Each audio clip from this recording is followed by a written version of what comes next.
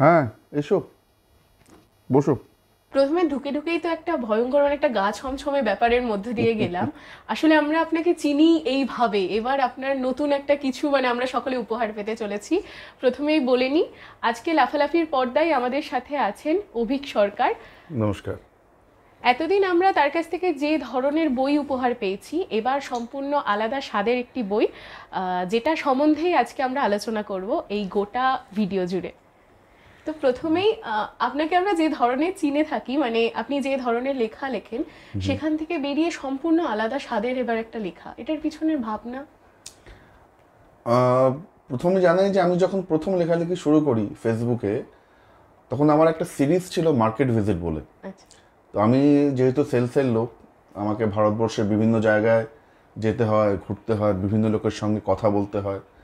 তো সেই অভিজ্ঞতাগুলোকে আমি একটু মজার ছলে লিখতাম। তো যথেষ্ট জনপ্রিয় হয় মার্কেট ভিজিট ফেসবুকে। আমার প্রথম বই সেইটা, রম্যরচনার বই মার্কেট ভিজিট, এখন দ্বীপ প্রকাশন থেকে প্রকাশিত।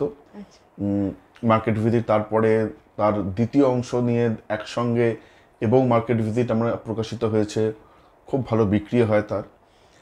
তারপরে ওই যাকে বলে ওই দৈবের বসে আর কি, মোটামুটি আমার ওই তান্ত্রিক horror story, occult horror story, এই ধরনের লেখা বেশি বিখ্যাত হয়ে ওঠে এবং ইনকুইজিশন প্রকাশিত হয়। সানডে সাসপেন্সে ভোগ প্রকাশিত, ভোগ পড়া হয়। এখন অবধি সানডে সাসপেন্সে বোধহয় সবচেয়ে বেশি শোনা গল্প ভোগ। আমি লাস্ট যখন দেখেছি বোধহয় 60 লাখ তার লিসনারশিপ। এবারে যা হয় আর কি, মার্কেট ডিমান্ড, লোকজন বলছে এই গল্প আরও চাইছে আমার কাছ থেকে, আমিও লিখে যাচ্ছি এরকম। তো এরই মাঝখানে বিভিন্ন পূজাবার্ষিকীতে হয় যে অনেকে চান যে একটা অভিজ্ঞতা, একটা অনেক তো হলো, এই ধরনের গল্প তো তুমি জানো, লোকে জানে লিখতে পারি, লোকে জানে যে আমি অকাল্ট হরর স্টোরি বা হরর স্টোরি লিখতে পারি। এছাড়াও অন্য ধরনের লেখা কি লিখছো, বা আমার রম্যরচনার লেখারও একটা পাঠক গোষ্ঠী আছেন, তারা বলেন যে মজার লেখা পাচ্ছি না কেন। তো এর মধ্যেখানে আমার কিছু কিশোর পত্র পত্রিকায় কিছু গল্প প্রকাশিত হয়েছে, সেটাও একটু অদ্ভুতুরে টাইপের, একটু মজার, এই ধরনের কিছু গল্প। কিছু আছে একদম যাকে বলে বিশুদ্ধ নির্মল হাসির গল্প। কিছু গল্প আছে আবার সে মার্কেট ভিজিট টাইপের গল্প, আমার ওই সেলসের জীবনের মজাদার গল্প খুব, সেলসের লোকদের লাইফ এমনিতেই খুব মজাদার হয় আর কি, একটু ঠিক আছে, যে কোনো গল্পই একটু বেশ রসিয়ে লিখলে শুনতে ভালো লাগে। তো সেগুলো বিভিন্ন সময় বিভিন্ন পত্রপত্রিকা প্রকাশিত হয়েছে, পূজাবার্ষিকীতে কিছু, নর্মাল কোনো বইতে। তো এই বইমেলার আগে দ্বীপ প্রকাশনের দীপ্তাংশু আমাকে বললেন যে এই গল্পগুলো একসঙ্গে করে একটা বই প্রকাশিত হোক। তো এই সেই বই, রম্য ত্রয়োদশী, দ্বীপ প্রকাশন থেকে প্রকাশিত হয়েছে বইমেলার সময়। ত্রয়োদশী কেন, 13টি গল্প আছে বলে, আর যতদূর সম্ভব জানি এটা আপনারও 13 নম্বর বই। এটা আমারও 13 নম্বর বই। এটা কি হঠাৎ করেই মিলে গেছে, না ওরকম ভেবে? না, এটা ভেবে কিছু করিনি, এটা হঠাৎ করেই মিলে গেছে। তো রম্য রচনার বই বলে রম্য ত্রয়োদশী। এবং যারা আমার এই ধরনের লেখা পছন্দ করেন, নন অকাল্ট হরর স্টোরি লেখা পছন্দ করেন, আমার মনে হয় তারা বইটা ভালোবাসবেন। এরকম একটা ব্যাপার থেকে থাকে যে এরম একটা নির্দিষ্ট লেখক এই একই সেম জনরারই লেখা লিখে যাচ্ছেন, সেখান থেকে আপনি যে আধি ভৌতিক আধি দৈবিক যে ধরনের লেখা লিখে থাকেন, সেখান থেকে বেরিয়ে একটা অন্যভাবে কিছু লেখা, আপনাকেও তো অনেক কিছুর মধ্য দিয়ে, এটা কোথা থেকে আপনার এই লেখাটা, সেটা এইটা একটা মজার বিষয়। মজার বিষয় হচ্ছে যে যে ধরনের লেখালেখি আমি, আমার যৎ সামান্য হলেও খ্যাতি হয়েছে, ওই যেটা আপনি বললেন যে আধি দৈবিক আধি ভৌতিক, আমি বলি অকাল্ট অ্যাডভেঞ্চার বা অকাল্ট হরর স্টোরি, ওগুলো লিখতে গেলে না পরিশ্রম করতে হয়, বুঝতে হয়, প্লট ভাবতে হয়।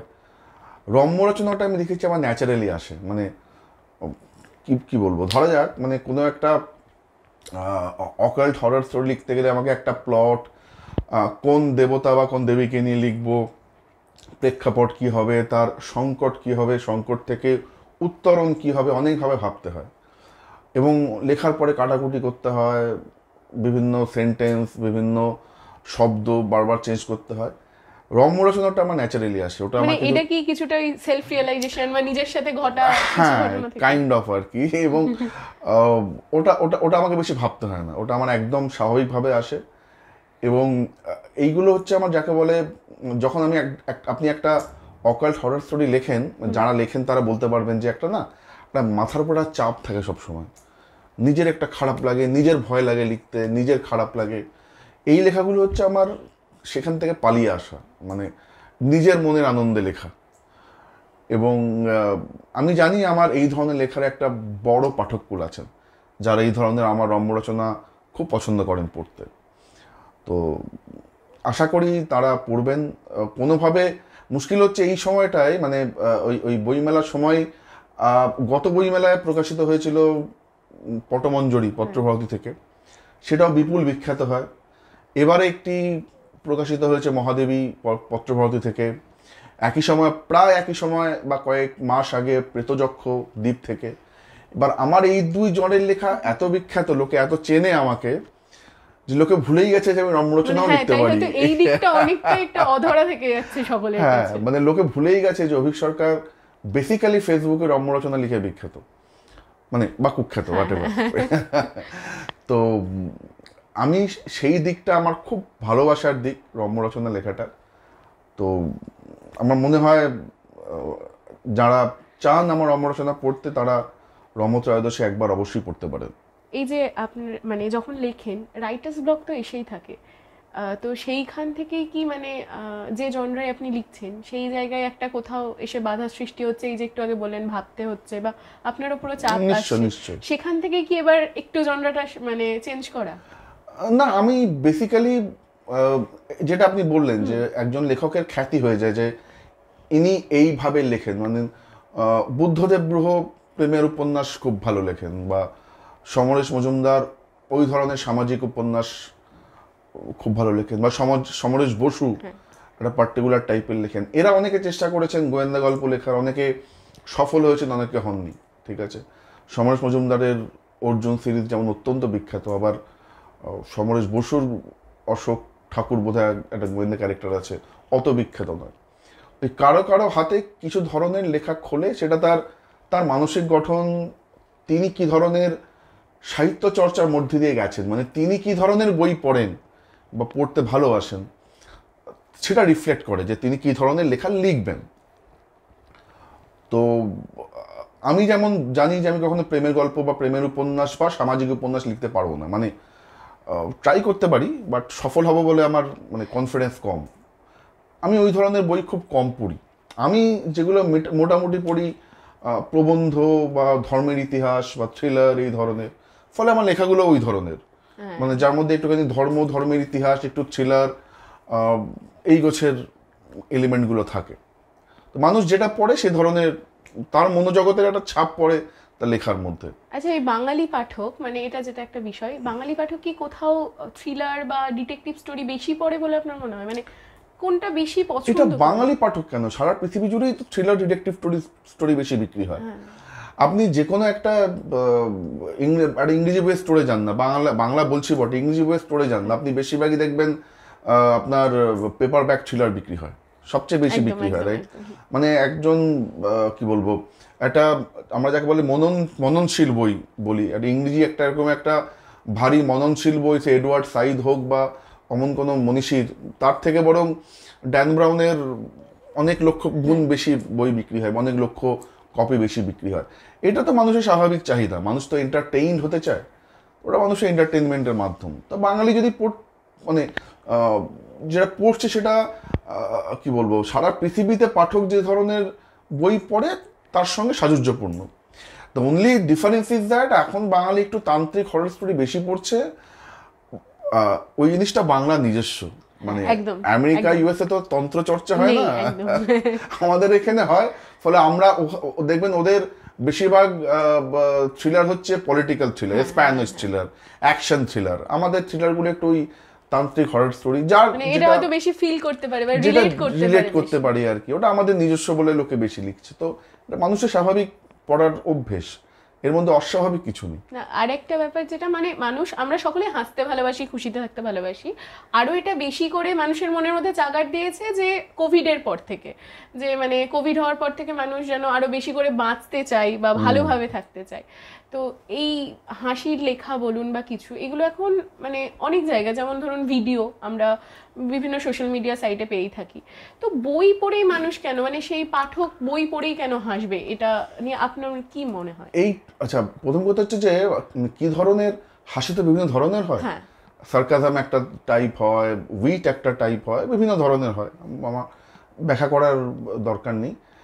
আমি যখন একটা সিনেমা দেখছি বা একটা রিল দেখছি, সেটা সিচুয়েশনাল কমেডি বা সেটা আমরা দৃশ্য দেখে আমার হাসি পাচ্ছে। লেখার মধ্যে যখন আপনি লেখাটা পড়ছেন, একে তো আপনি নিজের দৃশ্যটা কল্পনা করছেন, সেটাও একটা হাসির এলিমেন্ট।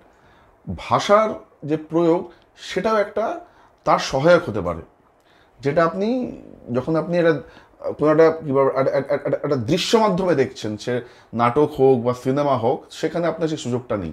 মানে আপনি একটা ডায়ালগ সে ডেলিভারি দিচ্ছে, আপনি ডায়ালগ ডেলিভারিটা দেখে সিনেমায় আপনার মজা লাগলো, রাইট, একটা সিচুয়েশন দেখে। কিন্তু এখানে আপনি ডায়ালগটা এবং যে ভাষায় ডায়ালগটা লেখা হয়েছে, তার আগে পরিস্থিতিটা বর্ণনা করা হয়েছে, সেটাও আপনার মনে হাসির উদ্রেক করতে পারে। আর দ্বিতীয় হচ্ছে, যেটা আমি বিশ্বাস করি, যে মানুষকে কাঁদানো খুব সহজ, মানুষকে ভাবানো সহজ, ভয় পাওয়ানো সহজ, কষ্ট দেওয়া সহজ, মানুষকে হাসানো খুব কঠিন। মানুষকে হাসানোর মতো কঠিন কাজ খুব কম হয়। বাংলা আপনি বা যে কোনো হিন্দি সিনেমায় দেখবেন যে প্রতিভাবান অ্যাক্টর, ক্যারেক্টার আর্টিস্ট, নায়ক প্রচুর আছেন, প্রতিভাবান কমেডিয়ান হাতে গোনা কয়েকজন, খুব বেশি নেই। বাংলা সাহিত্যেও দেখবেন যে খুব প্রতিভাবান রসসাহিত্যিক, কিন্তু খুব বেশি নেই। মানে মানুষকে একটানা হাসিয়ে যাওয়া, আনন্দ দেওয়া, আমি মনে করি ওই মা সরস্বতীর বিশেষ আশীর্বাদ না থাকলে হয় না। খুব খুব কঠিন কাজ। আর এখন তো ফেসবুকেও লেখালেখি চলে, বা মানে আর পিডিএফ, মানে অনলাইন পিডিএফে যেটা এখন মানে বহুল প্রচলিত এখন, যে লেখা পেয়ে যাচ্ছি বা বইয়ের একটা অনলাইন কপি পেয়ে যাচ্ছি। তো সেখান থেকে এই যে বই কিনে পড়া বা কিছু, এখনো সেরাম পাঠক রয়েছে, মানে অনলাইনে তো তাহলে মানুষজন পড়তে পারে, এরকম একটা ব্যাপার। আমি না মানে এই যত ওই কি বলে পিডিএফ নিয়ে যত আন্দোলন দেখেছি বা শুনেছি, আমার কাছে না মনে হয় ওটা অতটা ইম্পর্টেন্ট নয়। আপনি এমন একটা লোক দেখান, কথা বলুন, যে প্রচুর পিডিএফ জমিয়েছে, তার কটা সে পড়েছে। মানুষের পিডিএফ জমানোর যত আগ্রহ, পিডিএফ পড়ার আগ্রহ তার কানাকড়িও নয়। ওটা হচ্ছে দেখানো আমার কাছে মানে 1000 বই আছে, পিডিএফ আছে। এই ক্ষেত্রে দেখতে গেলে তো বই মেলাতেও এরকম অনেক মানুষ যায়, যারা হয়তো ওই একটা ট্রেন্ড, বই মেলা যাব, বই কিনবো, কিন্তু পরে কতটা এটা একটা বড় প্রশ্ন থেকে। ঠিক আছে, বইটা তো শুধু তো মানে বইয়ের মেলা বটে, কিন্তু বইয়ের মেলাও তো বটে, মানে লোকে তো মেলায় আনন্দ পেতেও যায়।